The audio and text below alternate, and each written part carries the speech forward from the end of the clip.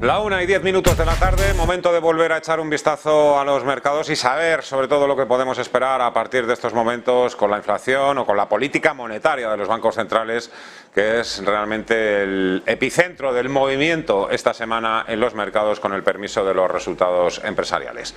Saludamos a Natalia Aguirre, directora de análisis de Renta 4 Banco. Hola Natalia, ¿qué tal? ¿Cómo estás? Muy buenas tardes.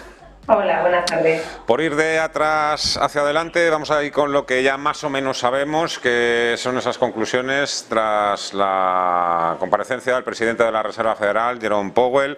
Bueno, sabemos que el intervalo de tipos que quiere la Reserva Federal es entre el 5 y 5,25%, con la perspectiva de mantenerse ahí durante algún tiempo hasta ver cómo evoluciona el PIB, la inflación, por supuesto, y otros datos macroeconómicos. Queda abierta, en principio, la posibilidad de una pausa en la subida para el mes de junio, pero la última vez que los tipos de interés en Estados Unidos alcanzaron ese nivel, 5,25%, la economía norteamericana entró en recesión. Fue en diciembre de 2007. ¿Con qué ideas hay que quedarse de todo lo que dijo ayer el señor Powell?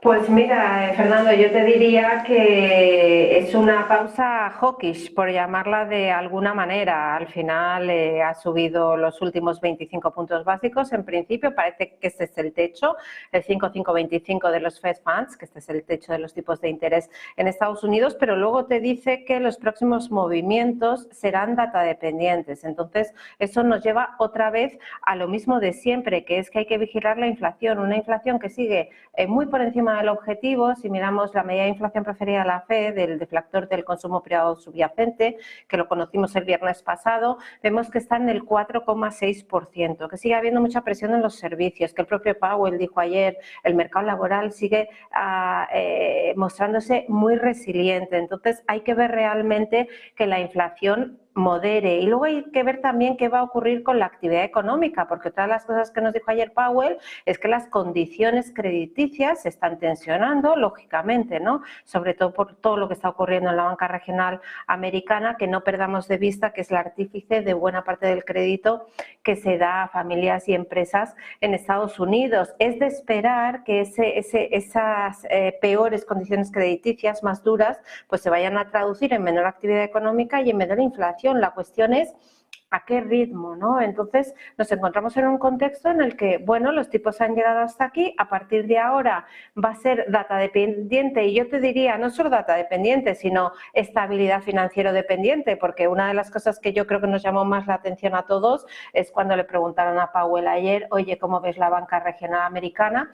Y poco menos que dijo resiliencia, ningún problema. Y bueno, pues después de lo que hemos visto el fin de semana con First Republic o lo que hemos visto ayer con otros bancos regionales cayendo 50% en los mercados fuera de hora. Entonces, bueno, yo creo que queda ahí un poco esperar y ver, pero desde luego lo que sí que está claro es que Powell dijo la inflación va a bajar muy lentamente, las expectativas del mercado de que los tipos van a empezar a bajar ya tan pronto como el verano y lo van a hacer en 75 puntos básicos de cara a fin de año no son realistas y en esas estamos, ¿no?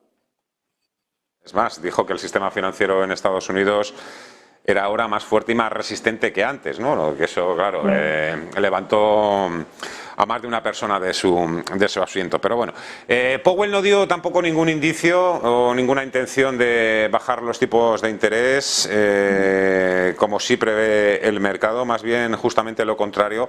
Natalia, ¿cuál podría ser el impacto en los mercados si la Reserva Federal sigue posponiendo esos recortes en los tipos de interés? Pues la cuestión ahora es quién tiene razón, ¿no? Porque al final el mercado te está poniendo 75 puntos básicos de bajada desde hoy hasta diciembre, 100 puntos básicos si te coges enero del 2024. Y la realidad es que la FED y nosotros desde Renta 4 Banco no vemos ese escenario de bajada de tipos de interés a menos que la economía americana entrase en una recesión importante, el empleo empezase a deteriorarse de forma significativa, que de momento no se ve, porque sí que se ve cierta desaceleración. Por ejemplo, el martes, si no recuerdo mal, tuvimos el JOLTS, ¿no? La encuesta de vacantes de empleo, y sí que se ve moderación, pero que sigue habiendo muchos más empleos que separados, ¿no? Ayer vimos una ADP de empleo, la encuesta privada, también muy sólida. Mañana tenemos el informe oficial de empleo. Bueno, pues si el empleo desacelera mucho, pues sí que podríamos compartir esa idea que empezase a bajar algo los tipos a finales de año, pero no tan pronto como julio. Entonces, ¿qué puede hacer el mercado si al final la Reserva Federal no baja los tipos como tienen descontados los inversores? Bueno, pues yo entiendo que tendría que haber una toma de beneficios porque siguen en un ambiente complaciente de, oye, los tipos han llegado hasta aquí, van a empezar a bajar ya y van a volver a impulsar el crecimiento económico que ahora se está desacelerando. Ahí hay algo que no cuadra. Los bancos sufrieron también de lo lindo el pasado martes. Hoy volvemos a ver que están de nuevo en el ojo del huracán.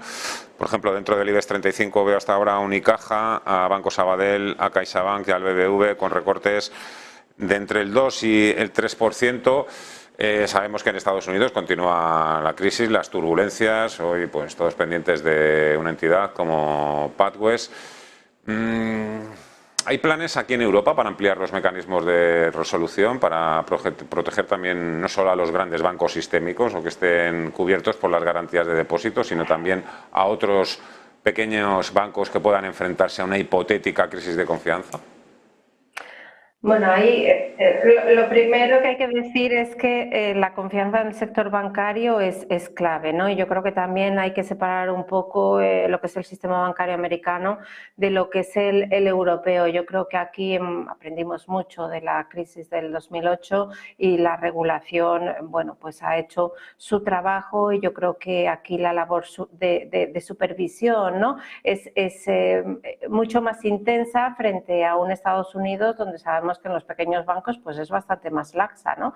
También yo creo que hay una diferencia entre la estructura de balance de la pequeña banca americana y lo que son los bancos europeos. Aquí hay mucha más granularidad de depósitos, no nos encontramos con el problema que puede tener un Silicon Valley Bank o cualquiera de los demás que ha quebrado, el First Republic, el Silvergate. Bueno, que en general lo que tienen son unas bases de depósitos muy concentradas y que, bueno, como solo hay garantizado $250.000 por depositante, pues yo recuerdo que en el Silicon Valley Bank el saldo medio de un depósito era superior a 5 millones de dólares. Entonces, con eso quiero decir que no es igual la solución, la situación, ¿no?, de unos bancos y otros. A ver, nosotros no pensamos que en Europa vayan a cambiar los mecanismos de resolución, pero sí que es posible que con todas estas turbulencias que hay, pues, oye, haya un momento en que digan, oye, pues los requerimientos de liquidez pues se van a incrementar. Eso pues no pensamos que sea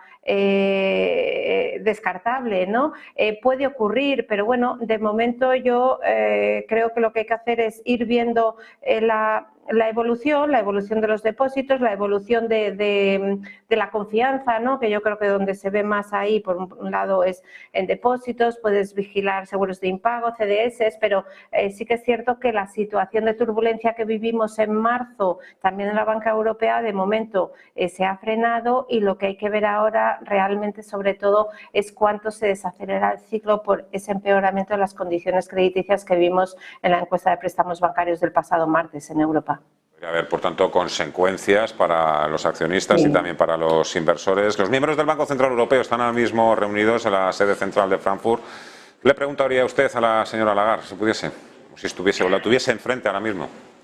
Pues yo le preguntaría justo lo que ha comentado vuestro compañero hace un momento, que hasta qué punto es lógico seguir manteniendo un objetivo de inflación del 2% cuando hace un par de semanas Lagarde realizó un discurso en Estados Unidos que yo creo que no ha tenido mucha trascendencia, pero a mí me parece muy relevante, que es cómo la fragmentación global, la fragmentación geopolítica es implícitamente inflacionista. Entonces, realmente te está diciendo que estamos en un entorno de mayor inflación que en el pasado. Entonces, ¿por qué realmente nos tenemos que fijar en ese objetivo de inflación del 2%? Es algo que ayer le preguntaron a Powell también en directo a los periodistas, y él básicamente dijo que el objetivo de inflación era el 2% y era el que era. Pero a nosotros nos parece mucho más razonable, oye, pues pensar en un nivel algo más alto y no condicionar todo a ese 2%. Parece que Hay argumentos más que de sobra para vender en mayo y marcharse, el sell in May. And go away, sí. Bueno, la verdad es que nosotros no somos muy de compartir esos dichos, ¿no? Depende mucho del momento en el que te encuentres. En este momento yo no te diría venderlo todo, pero sí que desde luego te diría vender una parte. Las bolsas han tenido un comportamiento muy positivo, ha habido una expansión de múltiplos de PERs muy significativos, a pesar de que la inflación sigue alta, de que los tipos en el caso europeo van a tener que seguir subiendo, que va a haber una desaceleración del ciclo económico y con ello, lógicamente, debería haberla de los resultados empresariales, con lo cual eso nos dice que los múltiplos que estamos pagando los inversores no es que estén altos, es que probablemente están más altos, ¿no?, en el momento en que haya revisión a la baja de los beneficios por acción. Entonces, yo creo que sobre todo, si a esto le añadimos desaceleración del ciclo, inflación aún alta, tipos de interés que se van a mantener altos durante un tiempo y problemas en la banca regional americana, hombre, yo creo que estos son llamadas de atención y llamadas a la cautela, ¿no?, que tendría cierta lógica pues tomar beneficios parcialmente ahora y esperar a precios de compra más atractivos, aunque esto evidentemente, como siempre decimos, va por, permitirme la expresión, va por barrios, y yo creo que seleccionando muy bien los valores sí que se puede tener una cartera interesante de cara al medio largo plazo. ¿Y cómo podríamos construir esa cartera, digamos, resistente para la segunda parte del año?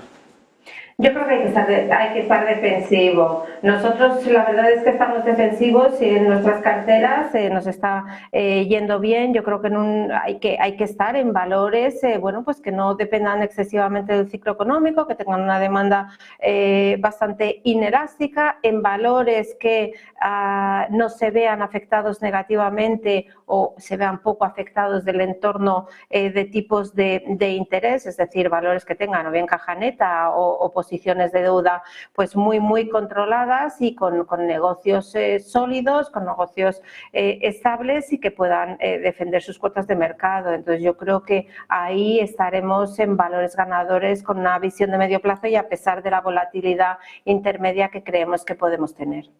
Natalia Aguirre, directora de análisis de Renta 4 Banco, gracias como siempre por el análisis, la opinión, muchísimas gracias y hasta pronto. Un fuerte abrazo. A vosotros, un saludo. La 1:23 de la tarde y casi sin tiempo, vuelve ya por aquí.